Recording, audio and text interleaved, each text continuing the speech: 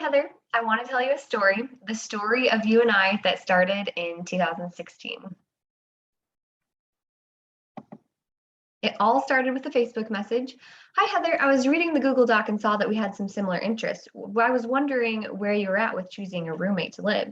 And you said, Hey, Megan, haven't chosen a roommate yet. Did see your comment about how you like things neat. And I was like, oh, probably need to make friends with this girl. And then a few days later, you checked in and said, Hey, like, have you talked to anyone else yet? And I was like, No, I haven't. And you said, Well, Rebecca talked to me, but I didn't really say much because I wanted to wait to hear back from you. We were already forming our bonded friendship and we're excited to become roommates together. Then we found our apartment, and then that first weekend we moved in together. We went to a Cubs game with some of our classmates. I also went out and got super burnt that weekend, and then we went out to hang out with some people. Our adventures continued with lots of nights sitting on the couch together, bundling up because that apartment was so cold because we didn't want to spend any money on heat. We put plastic over the windows, and I remember turning on the heat for a little bit so that we could get comfortable enough to fall asleep and then turned it back off again. And then that time that we bought pumpkins and carted them all across the city on the bus and back home. And who could forget the time that the Cubs won the World Series and being able to be with our friends on top of the rooftop, then out into the streets celebrating with everyone. It's kind of like a where were you when moment. We also went to that formal, looking super cute in our dresses. We went to Milwaukee with Warren, where you showed us all the things that you like to do with your sister when you visit. It's never a dull moment with you, Heather, whether we were studying at 645 or traveling to conferences or doing a color run with our friends. It was always fun. You always had fun things to say, and I enjoyed every moment of it. And then there were all the parties, of course, all of the parties at Kyle and Gordy's house. And then there was that time that we went on the strictest, and to this day, the strictest diet that I have ever been on, giving up so many things and me realizing it didn't really help me much. But thank goodness we celebrated by eating all the things that weren't on the list. And then there's the Wrigleyville Collective. We started those dinners the very first weekend that we were in school and kept our friendship growing throughout the entire time we were there.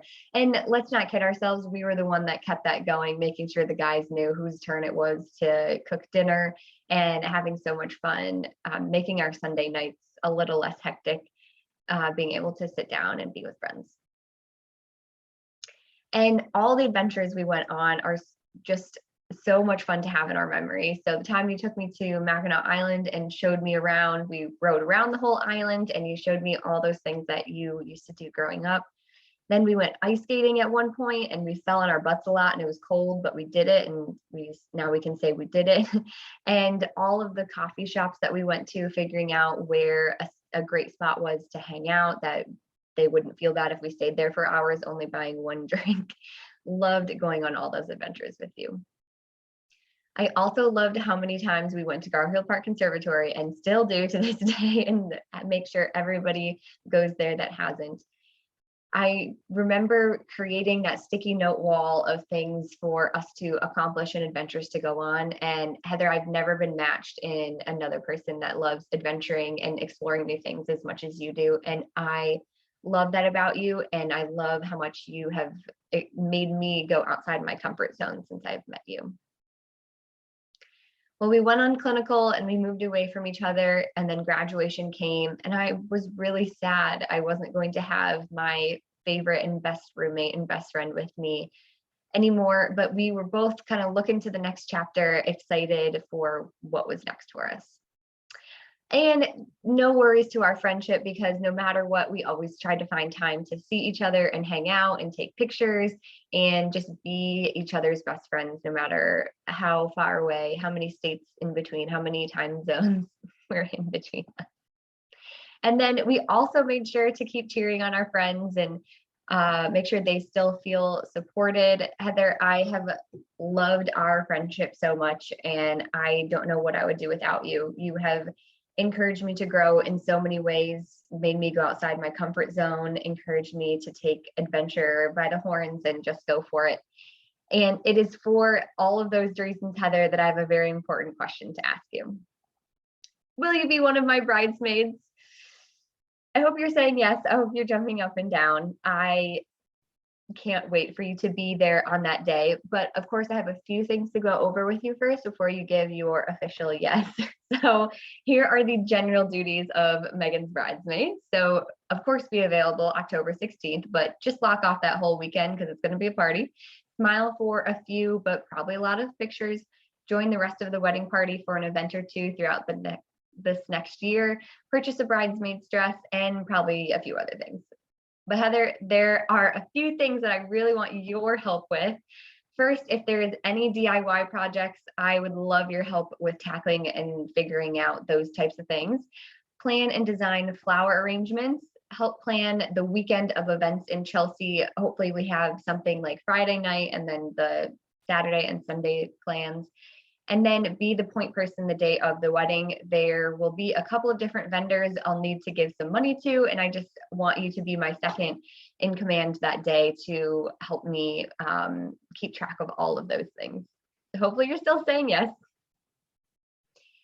And here are the other ladies of honor. There is no official maid of honor because you are all my ladies of honor that have meant so much to me in different parts of my life. You know, Tori, she was my high school teammate who now lives in Miami. There's Shyla, who also lives in Florida right now, who is my teammate from Central. There's Allie, my longtime best friend who lives in Muskegon. And then, of course, you know, Carla, fellow PT who lives right here with me in Chicago area. And here are the gentlemen of honor. So we have Richard, also another fellow physical therapist that lives in Toledo. Dave, who is an attorney who lives in Michigan, one of George's childhood friends. Brian, a nurse friend that lives in Michigan. Otis, a friend from undergrad who's also a physical therapist. And then David, who's a physician epidemiologist at a tuberculosis clinic in LA. So we have a great group of people all going to have a fabulous time celebrating. So I'm so excited. I hope you're still saying yes by this point. Of course, you know, we're getting married at the Collins. We get to spend the night there, the bridal party the night before, and it sleeps 8 people all with beds. We're going to have this really fun wall of greenery that we're going to fill with, who knows, champagne, treats, cupcakes.